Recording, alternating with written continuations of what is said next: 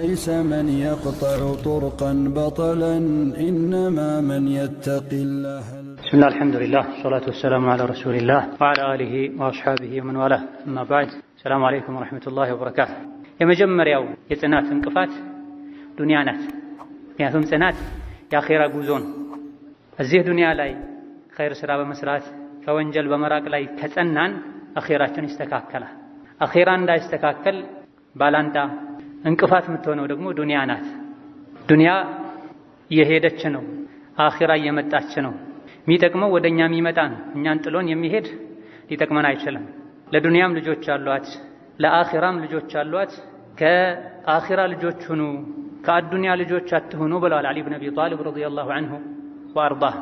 ረመዳን ላይ በጊዜ መስጂድ ገብተን ቁጭ እንል እንደነበረው ከረመዳን በኋላም እንደው በጊዜ መግባቱ ቢቀር ልክ አዛን ስንሰማ ቀደም ብለን ገብተን ቀብልያዎችን ሰግደን በአዛንና በኢቃም መሃል ዱዓ መቅቡል ነው ብሏል ነብዩ ሰለላሁ ዐለይሂ ወሰለም። ዱዓ አድርገን ዚክር አድርገን ሰፊ ሰዓት ካለ ቁርአን ቀርተን ልባችንን ሰብስበን በተረጋጋ መንፈስ ወደ ፈርዱ ሶላት እንዳንገባ የሚያደርገን የዱንያ ፍቅር። ኢቃም እየሰሙ እንኳ የሚሸጡ ሰዎች አሉ። ጁሙዓ እንኳ መስጂድ የሚሞላው ኢማም ሚንበር ላይ ከወጣ በኋላ ነው። ረመዳን ላይ ግን ሰዎች በአንደኛ ሰልፍ በሁለተኛ ሰልፍ ሲጣሉ ነው የምናየው። ረመዳን ላይ ሰዎች ደጋግሞ ቁርአን ሲያኸትሙ ነው የምናየው። ረመዳን ላይ የተለያዩ ኸይር ስራዎች ላይ ሰዎች ሲሽቀዳደሙ ነው የምናየው። ከረመዳን በኋላ ብዙዎች የሰው ልጆች ዘንድ ይሄ ሙሉ በሙሉ ባነት በሚቻልበት መልኩ ከሶላቷ ውጪ የብዙ ሰዎች ኸይር ይቆማል። ይህ የሆነበት ምክንያት ለዱንያ ከልክ በላይ መጨነቃችን። ለምን ቁጭ ብለህ ከመግሪብ እስከ ኢሻ አትማርም?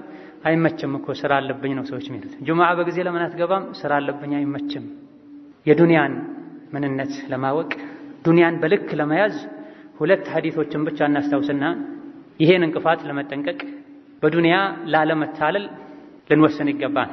ኢማሙ ሙስሊም፣ አቡ ዳውድ፣ ሌሎችም አልሙስተውሪድ ከሚባል ሱሐቢ እንደዘገቡት ነቢያችን ዐለይሂ ሰላቱ ወሰላም የዱንያ ምሳሌዋ ከአኼራ አንፃር ቺን ጣታቸውን እያሳዩ አመልካች ጣታቸውን አንዳችሁ አመልካች ጣቱን ባህር ውስጥ ጨምሮ መልሶ እንደሚያወጣውን ያክል ነው፣ ይመልከት ምንድነው ይዞ የሚወጣው ብለዋል። ዱንያ በጣም ርካሽ ከመሆኗ ከአኼራ ኒዕማ ጸጋ አንፃር ምንም ቦታ የሌላት የመሆኗ ምሳሌ አንድ ሰው አመልካች ጣቱን ባህር ውስጥ ነክሮ መልሶ ሲያወጣ የሚወጣውን ያክል እንኳ የለም ዱንያ ላይ። አኼራ ላይ ካለው ጸጋ አንፃር ዱንያ ላይ ያለው ፎቁም፣ ወርቁም፣ መኪናውም፣ ልጁም፣ ስልጣኑም ሰዎች የሚጓጉለት ነገር በሙሉ ዱንያን ጣፋጭ የሚያደርጋት ብዙ ሰዎች ለዱንያ እንዲሰክሩ ሁሉ የሚያደርግ አለ የሚባል የዱንያ ጸጋ፣ ደስታ፣ ድሎት፣ ቅንጦት ሁሉ ቢሰበሰብ አኼራ ላይ ካለው አላህን ለታዘዙ ዲናቸው ላይ ቀጥ ላሉ ወንጀልን ለተዉ ሰዎች ከተዘጋጀው ጸጋ አንፃር ዱንያ ላይ ያለ ጸጋ በሙሉ ጣትን ባህር ውስጥ ነክረን ስናወጣ የሚወጣን ጠብታ አያክልም። ይህን ያክል ቦታ ለሌለው ዱንያ አይን አይቶት የማያውቅ ጆሮ ሰምቶት የማያውቅ በልብ ታስቦ ማይታወቅ የተከበሩ መላእክቶች ያዘጋጁት አላህ ራሱ ያዘጋጀው መሞት የሌለበት መታመም የሌለበት መሰደድ የሌለበት መሰልቸት የሌለበት መጣላት የሌለበት ልባቸው አካላቸው ንጹህ የሆኑ ሰዎች ለዘላለም የሚኖሩበትን የአኼራን ጸጋ እንዴት ይተዋል አቅል ያለው ሰው? ይህ የአኼራ የተሟላ ጸጋ የሚገኘው እዚህ ዛሬ ዱንያ ላይ ኸይር ስራ ላይ በመጽናት ነው። የተከሉትን የዘሩትን ምርት የኢማን ምርት የመልካም ስራ ምርት ሁሌ በመንከባከብ ነው። ችግኝ አንዴ ተተክሎ አይተውም። ክብካቤ ያስፈልገዋል፣ አረም ያስፈልገዋል፣ ውሃ ማጠጣት ያስፈልገዋል። ኢማንም እንደዛው ነው፣ ክትትል ያስፈልገዋል። ረመዳን ላይ ብቻ አይደለም ሙእሚን መሆን ያለብን፣ ከረመዳን በኋላም ረመዳን ላይ የሰራነውን ኸይር ስራ ልንጠብቀው መሰሉን ልናበዛ ይገባናል። ሁለተኛውና የመጨረሻው ሐዲስ እንደዚሁ ኢማም ሙስሊም ሶሒሓቸው ላይ ኢብኑ ማጃህ፣ ኢማም አሕመድ ከአነስ ብኑ ማሊክ የዘገቡት ሐዲስ ነው። ዩእታ ቢአንዓሚ ረጁሊን ምን አህሊ ዱንያ ምን አህሊ ናር፣ ዱንያ ላይ ዓለም ላይ ካሉ ሰዎች ሁሉ ይበልጥ ባለጸጋ ባለሀብት ይባል የነበረን ነገር ግን አኼራ ላይ የጀሃነም የእሳት የሆነን ሰው አላህ ተባረከ ወተዓላ እንዲመጣ ያዛል አሉ ነብዩ ሰለላሁ ዐለይሂ ወሰለም። አላህ ፊት ቆሞ ሀል ረአይተ ኸይረን ቀጡ ሀል መረ ቢከ ነዒሙን ቀጡ ተብሎ ይጠየቃል። የሚቀርበው ግለሰብ አንዓሙ አህሊ ዱንያ፣ ዱንያ ላይ በሀብት በቅንጦት ማንም አይፎካከርም። የዓለም አንደኛ ሀብታም በየዘመኑ በየጊዜው ሊቀያየሩ አንዱ ከፍ ሊል ሌላው ዝቅ ሊል ይችላል። ነገር ግን ዱንያ በታሪኳ ካሳለፈቻቸው ባለጸጋዎች ባለሀብቶች ውስጥ ቁጥር አንድ የሚባለው ባለጸጋ አላህ ፊት ይቆማል። በዱንያ ቆይታ ረአይተ ኸይረን ቀጥ መልካም ነገር አስደሳች ነገር አይተህ ታውቃለህ? ሀል መረ ቢከ ነዒሙን ቀጥ ጸጋ ድሎት ባጠገብህ አልፎ ያውቃል? ቀምሰህ ተቋድሰህ ታውቃለህ ይባላል። ቃለ ላ ማ ረአይቱ ኸይረን ቀጥ ይላል። በጭራሽ በዱንያ ቆይታዬ አንድ መልካም የሚባል ነገር፣ ደስታ የሚባል ነገር፣ ጸጋ የሚባል ነገር አይቼ አላቅም ይላል አሉ። ግን በሁለቱ መሃል ያላነሳነው ነገር አለ።